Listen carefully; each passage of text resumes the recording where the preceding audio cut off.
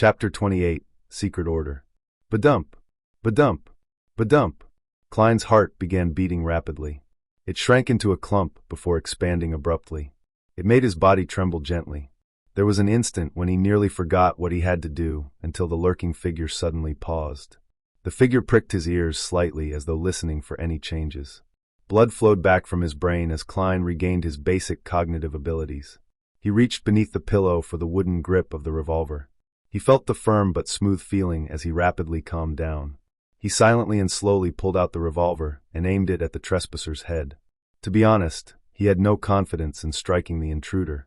Although he was already able to stably hit the target during practice, a moving person and a fixed target were completely different. He was not arrogant enough to confound the two together. However, he vaguely remembered something from his previous life. The general idea was that a nuclear weapon wielded the greatest strength before its launch. The principle held in his current situation. The best deterrence was before he shot. By not pulling the trigger or shooting blindly, the intruder was unable to determine whether or not he was a complete rookie who had an extremely high chance of missing him. His worries and fears would make him deliberate more, resulting in him restraining himself. In an instant, another thought arose in him. It immediately made Klein turn decisive. He was not the kind of person who turned calmer when faced with danger. Instead, he had already imagined the situation when he faced the observer, using intimidation instead of attacking. The Footaholic Empire had an idiom: where there is precaution, there will be no danger. When Klein pointed his gun at the intruder, the thin man froze suddenly, as though he had sensed something. Following that, he heard a voice that hid a chuckle. "Good evening, sir." The scrawny man clasped both his hands together, and his body seemed to tense. Klein sat on the lower bunk, aimed the person's head with the revolver, and tried to speak as leisurely and as naturally as he could. "Please raise both of your hands and turn around. Try to do it slow. To be frank, I am very timid and I get nervous easily. If you move too quickly, I can be frightened, and I can't guarantee that there won't be a situation where I misfire." "Yes, that's right." The scrawny man raised both of his hands and held them up near his head before turning his body bit by bit. The first thing that came into view was a black tight suit with neat buttons. Next, he caught a pair of brown eyebrows that were thick and sharp. The intruder's deep blue eyes didn't reflect fear, but rather gazed upon Klein with the intensity of a ferocious beast. It seemed that if Klein were careless for a second, the other person would leap forward and tear him to pieces. He clenched the handle tightly as he tried his best to appear calm and indifferent. It was only when the thin man faced him completely did Klein jerk his chin towards the door. He softly and gently said, "Sir, let's take this outside. Do not disturb the beautiful dreams of others. Oh, do keep your motions slow. Lighten your footsteps a little too. It's basic courtesy for a gentleman." The thin man's cold pupils rolled as he swept Klein a glance. He continued raising his hands as he walked slowly to the door. Under the revolver's aim, he twisted the handle and slowly opened the door. When the door was half opened, he suddenly lowered himself and rolled forward. The door was pulled by a strong wind, and it closed with a slam. Benson, who was on the top bunk, was stirred. He almost woke up in a daze. At that moment, a leisurely and serene melody entered from outside. The heavy and comfortable voice started to sing. "Oh, the threat of horror, the hope of crimson cries. One thing at least is certain, that this life flies.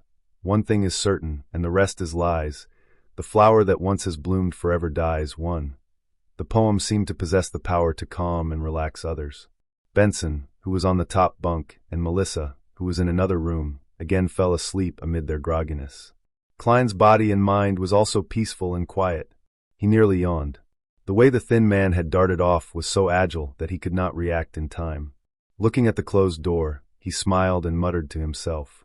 You might not believe it, but pulling the trigger would not release a round. The empty chamber to prevent misfiring. Following that, Klein listened to the midnight poem as he patiently awaited for the battle outside to end. Within a minute, the tranquil melody, which resembled the reflection of moonlight on the surface of a lake, stopped, and the dark night resumed its deep silence. Klein silently spun the cylinder and moved the empty chamber away as he awaited for the outcome. He uneasily waited for a full 10 minutes. Just as he wondered if he should investigate, he heard Dunn Smith's staid and warm voice from the door. "It's settled." "Phew." Klein exhaled. He held his revolver and took his key. Barefooted, he carefully approached the door before silently opening it to see the black trench coat and the halved top hat. Dunn Smith was standing there with his deep and calm gray eyes. He closed the door behind him and followed Dunn to the end of the corridor and stood amid the weak crimson moonlight. "It took me some time to enter his dream," said Dunn calmly as he looked at the red moon outside the window. "Do you know his background?" Klein felt a lot more relieved. Dunn nodded and said, "An ancient organization known as the Secret Order. They were established in the Fourth Epoch and are related to the Solomon Empire and a number of fallen aristocrats of that period." The Antigonus family's diary came from them. Due to a member's negligence, it entered the antique market and was obtained by Welch. They had no choice but to send people in search of it. Without waiting for Klein's question, he paused before continuing. "We will capture the remaining members they have according to the clues. Well, it might not end too well. These fellows are as good at hiding as the rats in the sewers. But at the very least, they would believe that we have likely obtained the Antigonus family's notebook or that we have obtained a critical clue. In that case, as long as it's not something extremely crucial or important, they would abandon the operation. That is their philosophy on surviving." "What if the notebook is extremely crucial and important?" asked Klein worriedly. Dunn smiled without an answer. Instead, he said, "We know very little of the Secret Order. Our success this time is all thanks to your sharp wits. This contribution is all yours. In light of the possibility of hidden dangers and how heightened perception would aid in finding the notebook, you have a chance at choosing." "A chance at choosing?" Klein vaguely guessed something as his breathing subconsciously turned heavy. Dunn wiped the smile from his face as he said in all seriousness, "Do you wish to become a Beyonder? You can only choose the starting sequence of an incomplete sequence. Of course, you can give up this chance and choose to accumulate the merit you have garnered. Then, all you have to do is wait till there's sufficient room for you to become a Sleepless, which is also the first complete sequence the goddess has bestowed on the Nighthawks." Indeed, Klein felt delighted and did not have any hesitant emotions. He took the initiative to ask, "Then from which of the sequence 9s can I choose from? I have to have detailed information to decide whether to give up or accept, as well as choose which one." Dunn turned around and seemed to be cloaked in the crimson veil that shone down on him.